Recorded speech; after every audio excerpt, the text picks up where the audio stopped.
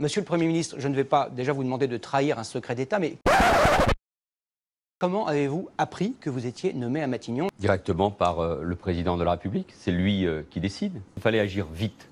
Le président de la République souhaitait répondre au message des Français qui s'est exprimé à l'occasion des élections municipales. Un message de déception à l'égard de notre action, un message de colère parfois. Il y a beaucoup dans ce nouveau gouvernement de proches de François Hollande, on l'a dit, Stéphane Le Foll, François Rebsamen, Michel Sapin. Est-ce que c'est un gouvernement de Hollandais ou un gouvernement conforme à vos vœux, Manuel Valls? Nous sommes tous hollandais, si vous me permettez cette expérience. Nous l'avons composée ensemble. Et c'est normal.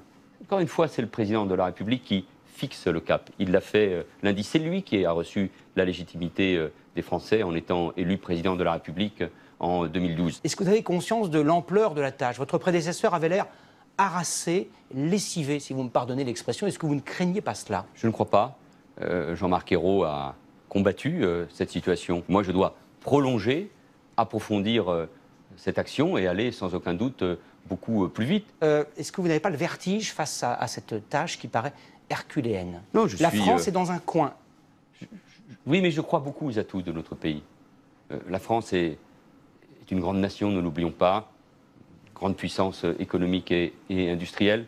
C'est une grande culture, c'est une belle langue, mais nous avons surtout des atouts avec nos entreprises, la formation de nos salariés. Pourquoi est-il si difficile au Parti socialiste de dire ouvertement, sans honte, sans passer pour un social traître, eh bien que le capitalisme ou l'économie de marché crée de la richesse et que ce n'est pas un gros mot? Mais tout le monde l'admet. Tout le monde l'admet au sein de votre parti. Bien sûr, nous vivons dans un monde ouvert. Personne ne veut démondialiser. Avec une économie de marché, oui, mais les Français savent aussi que cette globalisation, cette mondialisation a fait des dégâts considérables. Vos amis, vos adversaires politiques disent de vous, c'est sans doute une qualité, que vous êtes ambitieux. Quelle est votre ambition aujourd'hui pour la France?